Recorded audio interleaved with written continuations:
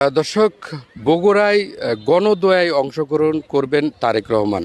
আসলে কোন মাঠে অংশগ্রহণ করবেন এটা নিয়ে সাধারণ জনগণের ভিতর কিন্তু একটু আকাঙ্ক্ষাটা বাড়িয়েছিল যে আসলে তারা জানতে চাচ্ছে বারবার যে আসলে বগুড়ায় এসে তারেক রহমান কোথায় গণদোয়ায় অংশগ্রহণ করবেন। আমি এই বিষয়টা নিয়ে আপনাদের সঙ্গে বগুড়া থেকে যুক্ত হয়েছি। আমি জুয়েল হাসান। আপনাদের জানাতে চাচ্ছি যে ঠিক বগুড়ার সূত্রাপুর কেন্দ্রীয় যে ঈদগাহ মাঠ রয়েছে এই মাঠেই কিন্তু তারেক রহমান তার মায়ের জন্য গণদোয়ায় অংশগ্রহণ করবেন এবং এই গণদোয়াকে কেন্দ্র করে আসলে আশেপাশের যে অবস্থান সব কিছু কিন্তু জেলা বিএনপির যে নেতৃবৃন্দ রয়েছে তারা কিন্তু এই মাঠটি ইতিমধ্যে কিন্তু এসেছেন তারা এবং তারা পরিদর্শন করছেন এবং তারা দেখছেন যে আসলে এই মাঠে যে গণদোয়ার আয়োজন করা হবে তারা ধারণা করছে যে বিপুল সংখ্যক লোক কিন্তু তার এই গণদোয়ায় বেগম জিয়ার যে গণদোয়া মৃত্যুতে শোককে ঘিরে কিন্তু বগুড়ার আশেপাশের যে জনতা রয়েছে তারা কিন্তু এখানে আসবেন এবং এই মাঠেই কিন্তু একত্রিত হয়ে বেগম জিয়ার মাগফিরাত কামনায় কিন্তু গণদোয়া আয়োজন হবে। এই গণদোয়ারকে কেন্দ্র করেই কিন্তু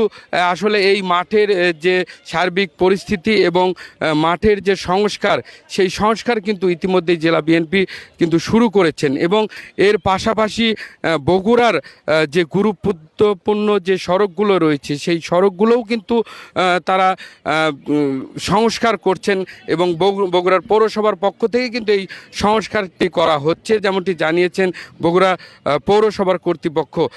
আসলে এটার পাশাপাশি বগুড়ার যে বিএনপির যে দলীয় কার্যালয় সেই কার্যালয়েও কিন্তু সংস্কার করা হচ্ছে।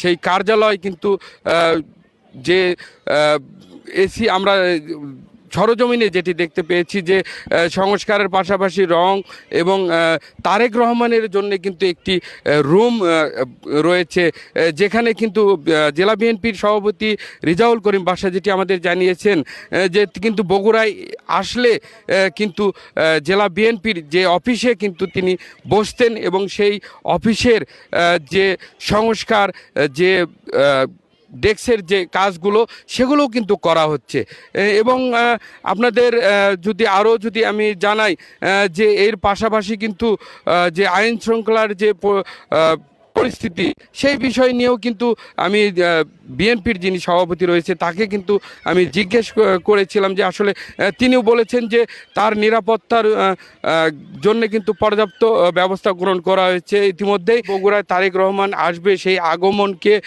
ঘিরে তারা যে এই তার নিরাপত্তা বিষয় নিয়ে কিন্তু তারা কাজ করছেন এবং কিছুক্ষণের মধ্যেই কিন্তু পুলিশ সুপার এবং জেলা প্রশাসক তিনিও কিন্তু বগুড়া এই সাতমাথা সহ আশেপাশের জায়গাগুলো কিন্তু তিনি পরিদর্শন করবেন।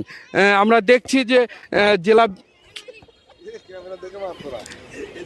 আমরা দেখছি যে আমার ক্যামেরার যে সামনে যে জেলা বিএনপির যে নেতৃবৃন্দ রয়েছে তারা এই গণদোয়ার যে স্টেজটা স্থাপন করা হবে সেটি নিয়ে কিন্তু তারা দেখছেন কাজ করছেন।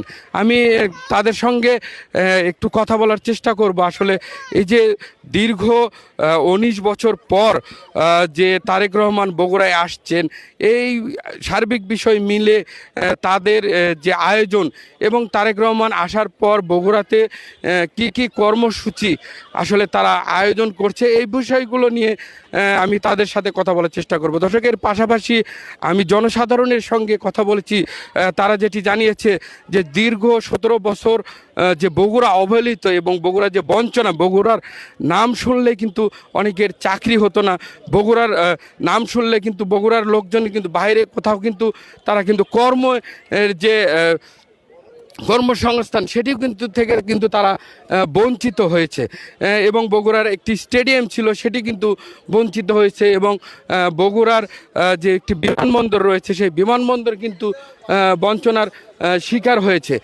আমি আমি একটু বগুড়ার জেলা বিএনপির নেতৃবৃন্দ রয়েছে, বগুড়ার জেলা বিএনপির সভাপতি যিনি আছেন, আমি তার সাথে একটু কথা বলবো। আসলে এই যে আসলে তারেক রহমান যে বগুড়ায় আসার পরে তাদের যে কর্মসূচি, এই কর্মসূচির বিষয় নিয়ে আমি তাদের সাথে কথা বলবো। ধন্যবাদ। ইনশাল্লাহ 11 তারিখে আমাদের বিএনপির ভারপ্রাপ্ত চেয়ারম্যান, বগুড়ার আপামার জনসাধারণের প্রিয় সন্তান, আমাদের প্রিয় নেতা জনাব তারেক রহমান আগামী 11 তারিখে আসছেন। এটা আপনারা ইতিমধ্যে অবহিত হয়েছেন।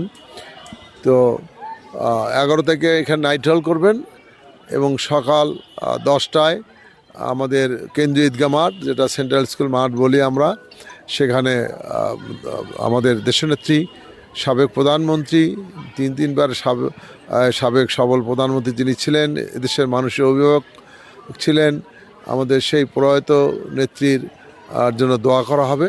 সেই দোয়ায় আমাদের নেতা তারেক রহমান সাহেব উপস্থিত থাকবেন এবং এরপরে এখান থেকে মহাস্থান যাবেন, মহাস্থান যেয়ে মাজার জিয়ারত করবেন। সেখান থেকে মোকামতলা একটি দোয়া হবে, গণদোয়া হবে। সেখান থেকে তিনি রংপুরের উদ্দেশ্যে রওনা দিবেন এবং পীরগঞ্জের আবু সাইদের কবর জিয়ারত করবেন। এই পর্যন্ত আমরা জানি। এছাড়া যদি অন্য কোনো প্রোগ্রাম হতে পারে সেটা আমরা পরে জানিয়ে দেবো।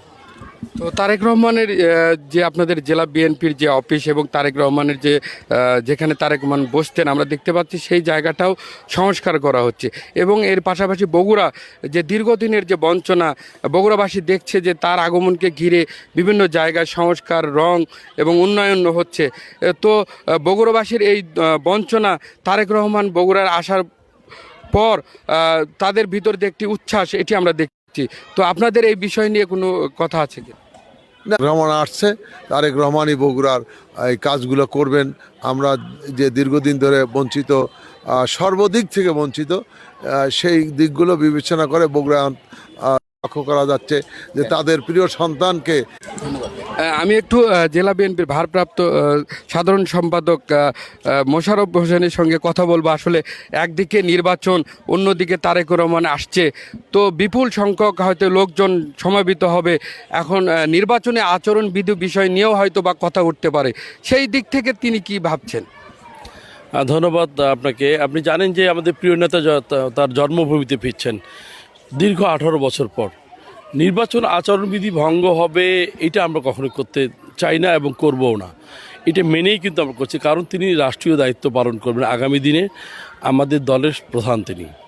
তো সেক্ষেত্রে তার নির্বাচনী এলাকা বগুড়া 6 সদর, তার নির্বাচনী এলাকায় আসবে, তার জন্মভূমিতে আসবে, এটা আসতেই পারে, কারণ এখান থেকে তিনি এমপি মনোনীত হয়েছেন। তো সেক্ষেত্রে বগুড়াবাসী তাকে গ্রেট রিসিপশন দেওয়ার জন্য বসে আছে। সেই সঙ্গে বলি যে আমাদের প্রিয় নেত্রী দেশনেত্রী বেগম খালেদা জিয়ার জীবন অবসানের মধ্য দিয়ে আমরা শোক কাটাচ্ছি। শোকের মধ্যে আমাদের প্রিয় সন্তান, বগুড়া মা মাটির সন্তান জনাব তারেক রহমান 18 বছর পর দেশে ফিরেছে। প্রথম সফর বগুড়া দিয়ে, এটা আমাদের অনেক বড় প্রাপ্তি। বগুড়াবাসীর 50 লক্ষ মানুষ চেয়ে আছে তার দিকে, যে প্রিয় সন্তানের মুখটা একটা বার দেখলে শহীদ জিয়া এবং বেগম খালেদা জিয়ার প্রতিচ্ছবি তার ভিতরে দেখবে, এটাই আমরা প্রত্যাশা করছি। তবে আমরা সব কিছু মাথায় রেখে এগোচ্ছি যাতে নির্বাচন আচরণবিধি ভঙ্গ না হয়। আর তার সংসদীয় আসন আপনি দেখেছেন বগুড়া সদর 6, তো ভোট যখন করবে তো নির্বাচনী এলাকায় ওয়ার্কের জন্য তিনি আসছিলেন না, তিনি আসছেন জাস্ট বগুড়াবাসীতে তার মার জন্য দোয়া করার জন্য, এবং এখান থেকে দোয়া শেষে তিনি আবার ফিরে যাবেন তার গন্তব্যে। আমরা সেই রিসেপশন। আর রাস্তাঘাট, সড়কের উন্নয়ন, এটা আমাদের নেতা তারেক রহমান আসছে এই জন্যই নয়, এটা সিটি কর্পোরেশনের বা আমাদের পৌরসভার রুটিন ওয়ার্ক। এই রুটিন ওয়ার্কটা হচ্ছে, আমরা এই রুটিন ওয়ার্কের মধ্যে শীতকালীন সময়টা হয়, আর আমাদের তারেক রহমান আসছে, আমরা পার্টি অফিস সজ্জিত করছি, এটা সঠিক। আর বাদ বাকি সব ঠিক আছে। আমরা আপনাদের সকলের সহযোগিতা চাই, আপনাদের সকলকে পাশে নিয়ে আগামী দিনে তারেক রহমানের হাতকে শক্তিশালীর জন্য বগুড়াবাসীর পক্ষ থেকে আমরা সকল মিডিয়া জগৎকে আমন্ত্রণ জানাচ্ছি, আপনারা আমাদের পাশে থাকুন। আপনাদের প্রিয় সন্তানকে সেভাবে রিসিভ করে ভালো নিউজগুলো প্রচার করুন। দেশ ও জাতির কল্যাণে সাম্য, মানবিক এবং বিনয়ের বাংলাদেশ গড়তে আমাদেরকে সহযোগিতা করুন। এই মাঠে কেমন লোক হবে বলে এবং আপনার কি মনে হয় যে এই মাঠে লোকজন ধারণ ক্ষমতা থাকবে কিনা? আপনারা ইতিমধ্যে দেখেছেন যে আমাদের প্রিয় নেতা জনাব তারেক রহমান যখন 18 বছর পর বাংলাদেশে ফিরেছে, বাঁধ ভাঙা উচ্ছ্বাস ছিল মানুষের। সেক্ষেত্রে বগুড়ায় আসতেছে, এটা তো বলার অপেক্ষায় রাখে না। মাঠ তো কানায় কানায় পরিপূর্ণ, কি মানে পুরা শহরের আনাচে কানাচে সব ভর্তি হয়ে যাবে বলে আমরা প্রত্যাশা করছি। তা আমরা চাই যে প্রিয় সন্তানকে দেখার জন্য আমরা নেতারাই নই, সমস্ত নেতাকর্মী তাদের পাশে থেকে তাকে দেখার জন্য আসুক, তাকে দোয়া করে যাক আগামীর প্রধানমন্ত্রী হওয়ার জন্য, এটাই প্রত্যাশা করছি। আসলে দর্শক শুনছিলেন, আমি এই যে বগুড়ার সূত্রাপুরের যে ঈদগাহ মাঠ, যে মাঠে কিন্তু গণদোয়ার আয়োজন করা হবে, এই সার্বিক বিষয় মিলে এতক্ষণ আমি জুয়েল হাসান আপনাদের সঙ্গে যুক্ত ছিলাম। সবাই ভালো থাকবেন, ধন্যবাদ।